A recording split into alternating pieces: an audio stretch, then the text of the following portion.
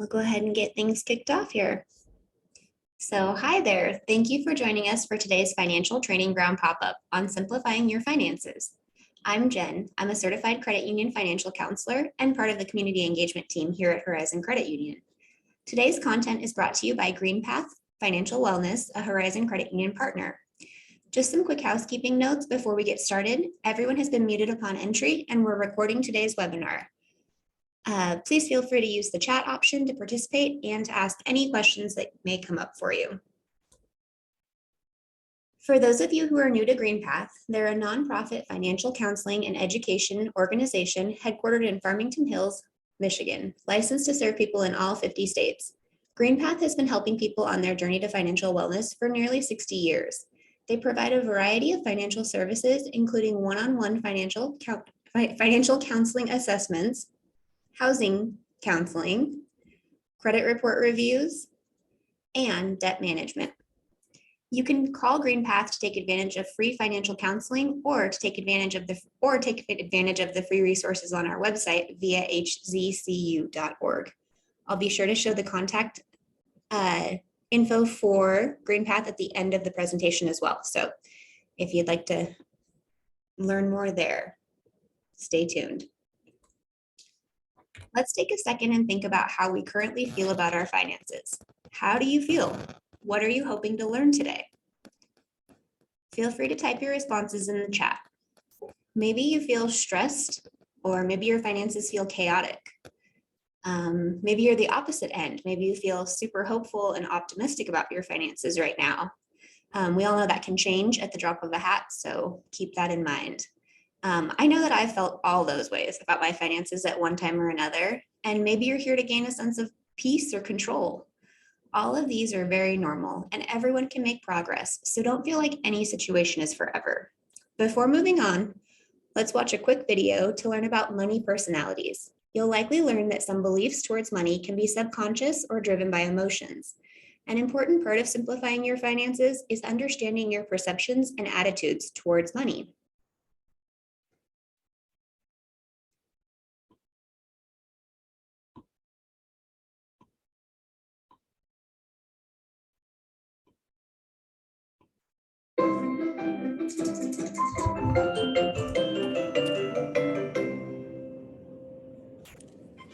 Hey Jen, do you want to do one of these online personality quiz things? I would, except I've done all of them already. Did you do what color is your aura?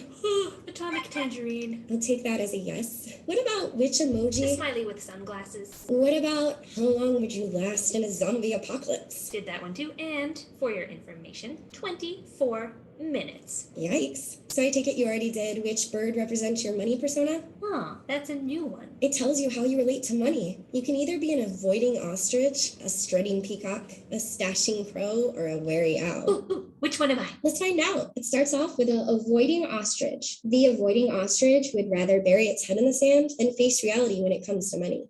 I don't think I'm that one. Deep down, the avoiding ostrich feels guilty or undeserving of money and tends to sabotage their own financial health. You can usually spot an ostrich persona by their stacks of unopened bills. Well, that doesn't sound like... Or by their unwillingness to talk about money with partners and family members. Can we skip ahead? The avoiding ostrich is therefore vulnerable to unnecessary fees and late charges and tends to struggle with debt management. Okay, what's the next one? The strutting peacock. The strutting peacock sees money as the ultimate status symbol and chooses impressing others over their own financial well-being. Deep down, the strutting peacock believes that self-worth comes from the lifestyle they lead. So they tend to create the illusion of being more financially successful than they actually are. Yeah, not ringing a bell. Strutting peacocks tend to be overspenders and in major debt from keeping up appearances. They are often drawn to get-rich-quick schemes and risky investments. Why's that? Because the thought of having a big payout to brag about is just too enticing. Okay, what's the next one? The stashing crow. The crow is all about money worship and believes that money is important and scarce. Deep down, the stashing crow believes that you can never have enough money to afford the things you need and want in life. That's kind of a bummer. Stashing crows enjoy the safety of a stockpile and therefore have hoarding tendencies and are likely to be workaholics. They put making money above everything.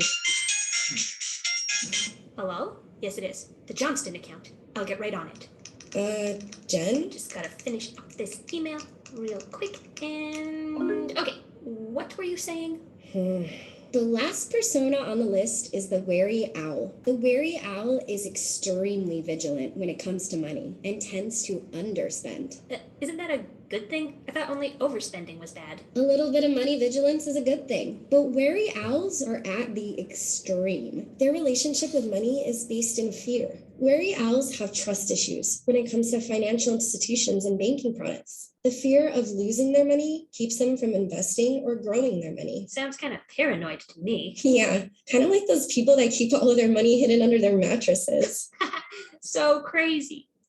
I don't know about this quiz though. I mean, I didn't relate to it at all. But hypothetically, if I did relate to all of the money birds, would that mean I'm doomed? Jen, of course not. Everyone has a couple of these behaviors that they sometimes gravitate to. The important thing is recognizing those behaviors so that when you're making financial decisions, you're not basing them on avoidance or status or worship or fear. Cool. Okay, now let's do which Italian pasta is your soulmate? Yeah. I hope I get spaghetti. You know, I was secretly hoping my money persona would be a flamingo. But Jen, that's not even one of the... All right, we'll get back to our presentation here.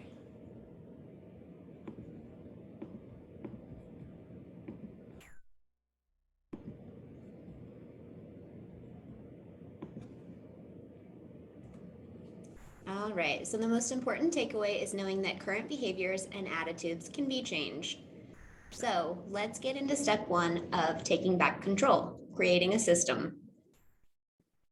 If you schedule time, you are pre-committing to making the time to complete the work on your finances. This is important. Knowing what to do and when provides your brain with the steps to follow for success.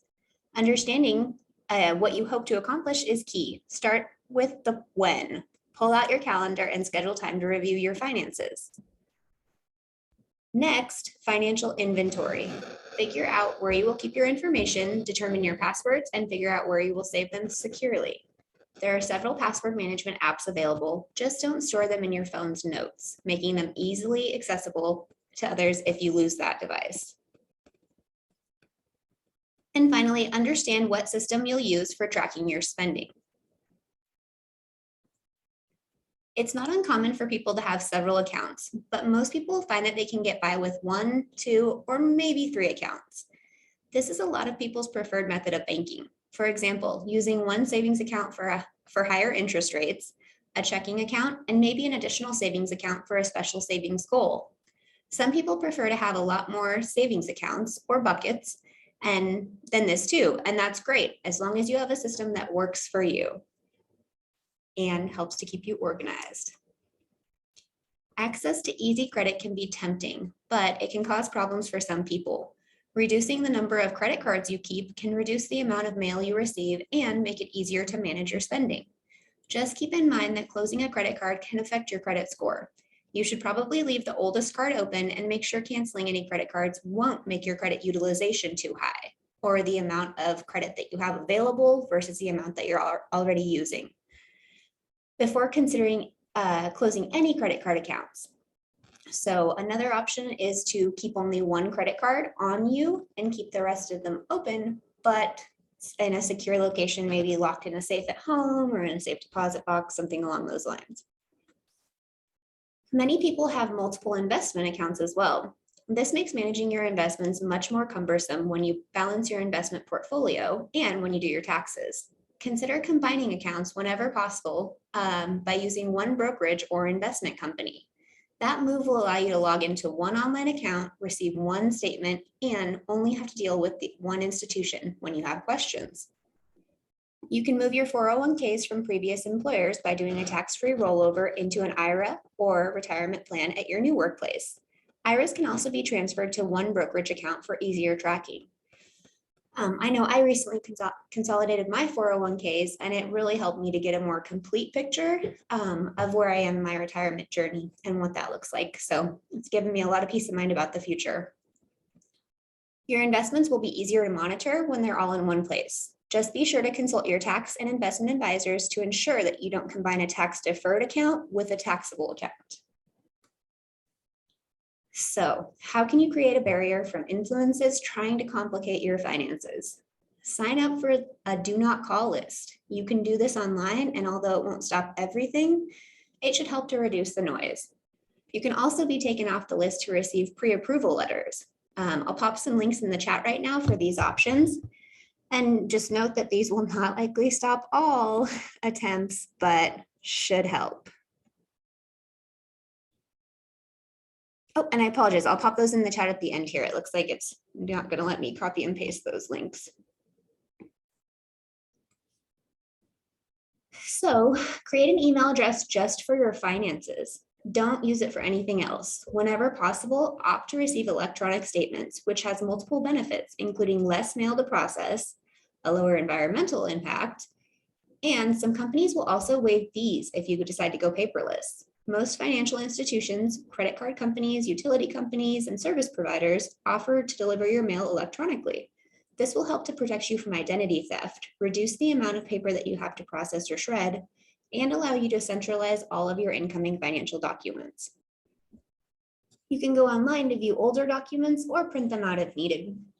Or if you really prefer paper statements, invest in a document scanner so that you can scan the documents for your records and then shred it, still allowing you to reduce that clutter in your home. Yeah. Excuse me, the average American carries 6 credit cards. By reducing the number of credit cards that you have on you, you'll also reduce the number that you carry. Excuse me, by reducing the number of credit cards you have, you'll also reduce the number that you carry, which means most of your expenses will be on 1, maybe 2 cards. This will help you to track your spending. You can also choose to shop at fewer locations, even reducing the temptation to make multiple purchases at different stores. And again, making it easier to track your spending. Finally, pay your expenses on payday. This makes it easy for you to see how much money you have left over and more accurately budget the remaining money so that you can make it last through until your next payday. Always remember to pay yourself first or put money in savings as one of those bills too, so that it doesn't fall by the wayside. One way to cut down on your bills is by consolidating your debt. If you're making multiple credit card and other payments each month, you might consider reducing the number of bills you receive and need to pay by consolidating your debts. There are several options to consider here. Consider using a balance transfer offer to consolidate current credit card balances onto one card with a promotional interest rate. This can save you money and time for the short term, but be sure to pay off the debts before the promotional interest rate term ends, or transfer the remaining balance to another card with a new promotional rate. It sounds a little bit confusing, but can really help to get that debt paid off. I actually utilize that option myself as well, and I can tell you from experience, it works. Another option would be to consolidate high interest rate credit card debt into a consolidation loan. Check with your financial institution regarding your eligibility and rates for this. Loan approval and interest rates will be credit dependent, so speak with a loan officer at your credit union if you have any concerns about that. The final option to consider is not credit score dependent. So the debt management plan is only offered by nonprofit financial counseling organizations such as Greenpath. They work in conjunction with your creditors to reduce stress and payments to help you repay your debt in a shorter period of time. Again, I'll have that Greenpath contact info at the end as well. But call Greenpath to review your situation if you feel like a debt management program may be right for you.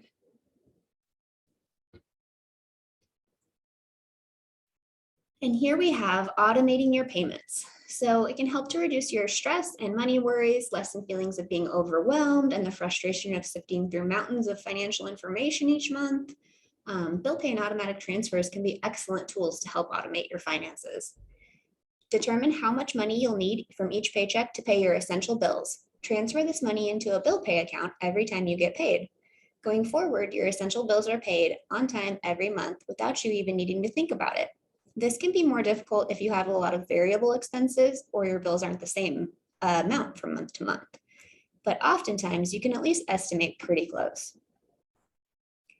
From each paycheck, you should also automate your savings or pay yourself first. I cannot stress it enough. So having an emergency savings account and/or account for big purchases can also bring peace of mind. Set up direct deposit and schedule money to go into the 3 separate accounts straight out of the gate. Direct deposit into savings, your bill/payment account, and your spending account. For expenses that come yearly or quarterly, add additional monthly funds to your payment account so that you're prepared for those less frequent expenses. I've seen this many times over my years in the branches. Somebody comes in to dispute an Amazon charge, only to find out that it's their Prime membership that they only get charged once a year, and so they forgot it was coming due. Enroll in bill pay and automate your bill payments to go out on payday. This helps to make sure everything is paid on time and when you have money available in your account. It also reduces the number of accounts you will need to monitor, since everything will come out of one account versus several over a period of the month. One thing to be cautious of here is paying credit cards that could be too far from their actual due date to count as the payment. Be aware and mindful of any type of prepayment penalty. And you can also check with your creditors to see if they'll allow you to move your payment due date, if that would work better for you. So I know that we've talked about quite a bit here. Does anyone have any questions?